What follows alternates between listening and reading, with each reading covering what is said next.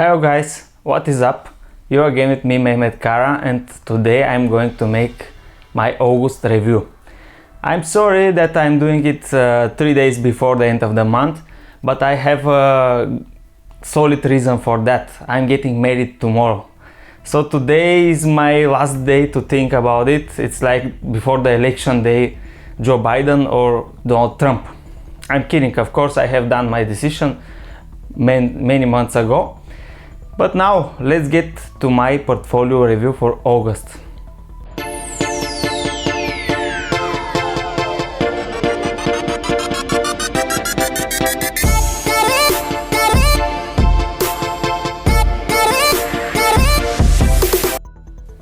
First, let's start with the overview of my portfolio. My portfolio grew with 150 euro to 3,700 euro, and this is a 4.35% growth. Also, I have made some changes in my spreadsheet. I'm gonna publish this spreadsheet this month for the first time so that you can follow all of the numbers that I'm stating now and check if everything is correct, if maybe I have done some errors or some mistakes, so that you can tell me in your comments below. I realized that there's 3 ways that my portfolio can change. The first of them is my passive income or the cash flow which comes from my investments. Second is the change in the capital, so capital growth, which could be also negative. And the third way is the investments that I do with my new invested money. So basically I have all of those 3 components in my spreadsheet below. I'm starting my review of my portfolio with Mintos again. Traditionally, I continued withdrawing my funds and now I have 1060 euro, 1030 euro in Mintos. I had about 20 euro passive income from this platform. My overall experience with Mintos is not so positive, it's again, I could say, negative. And this will continue until I have my funds in recovery being less than 10% of my portfolio. Currently I have 15% of my pre-COVID portfolio in Mintos being funds in recovery. The situation with the funds in recovery didn't change much. I have just Finco Armenia being paid back and also Capital Express. All of the other loans are being still in recovery. Also, I have a part of my cash wagon funds being recovered. Positive news on Mintos is that they made some points towards transparency. They have added a new page on the overview section. There is a new section where you can see the funds in recovery and the pending payments are separated. This is good because before that, as I always said, there is a problem with the numbers being displayed on Mintos. Overall, I'm not leaving Mintos, I'm continuing investing. I have 1030 euro and this will continue, but I will withdraw the passive income that I get. So I will leave my portfolio being around 1000 euro and not more. The funds that I will withdraw from Mintos, I will invest them in some other platforms, but we'll talk later about this. I have done some investments this month. Actually, this was my auto investment strategy. You can see the loans. They are all B or B plus loans with 12 or 12.5% interest rate. But that's all for Mintos. I'm moving on to Bondora. It is the second largest platform in my portfolio. Even this month it became, I think, the first one, but it doesn't change so much. The same trends like before. I have 6.75% return on Bondora Go and Go, nothing to surprise you.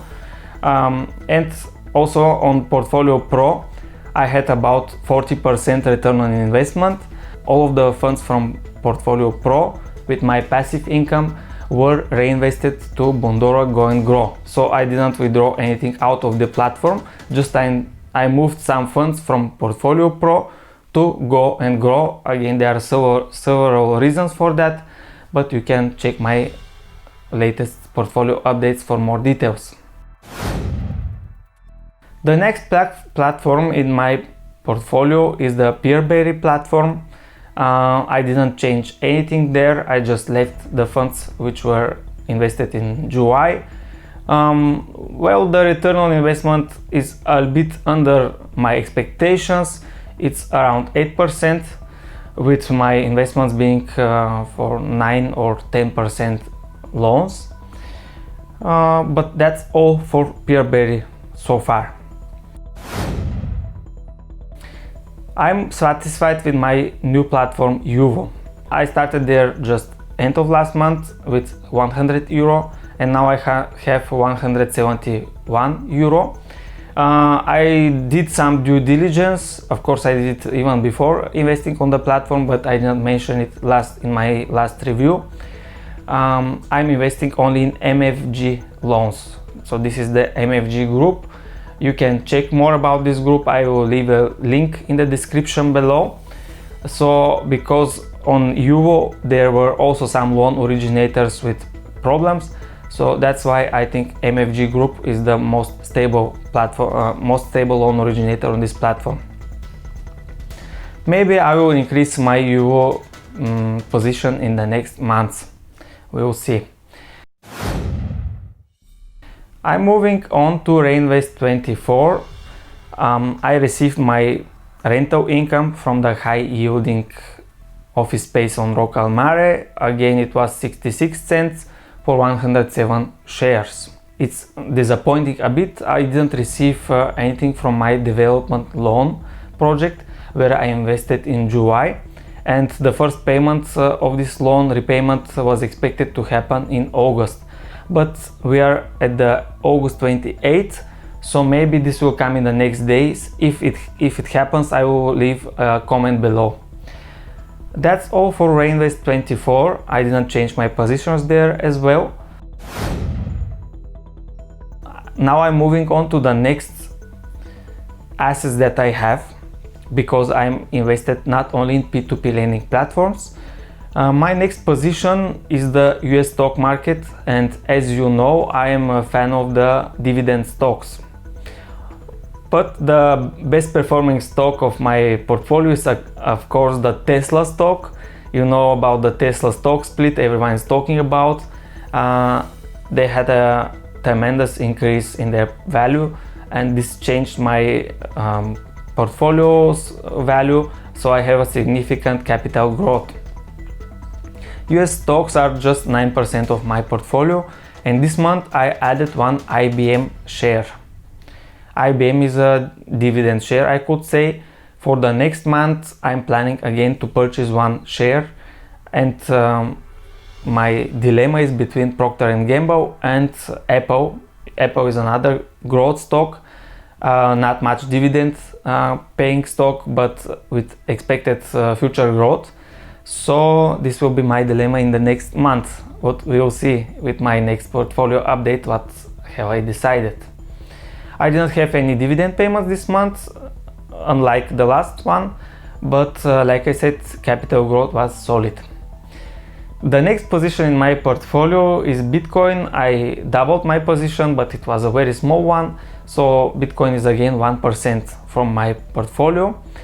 And I purchased one Ethereum, and now Ethereum is a significant part of my portfolio.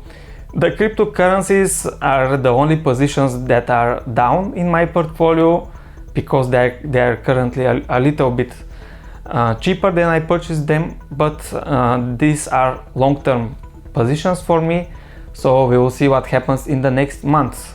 I think cryptocurrencies will be one of the winners from this recession from the COVID-19. My gold position and silver position didn't change. I didn't purchase anything at all, but they gained in value, so I have a positive capital growth on those positions. That's all with my portfolio update. This was a short one, again, like I said, but tomorrow I'm getting married, so this is why I don't have much more time to prepare for you. I hope you understand me, and see you again next month with my monthly review.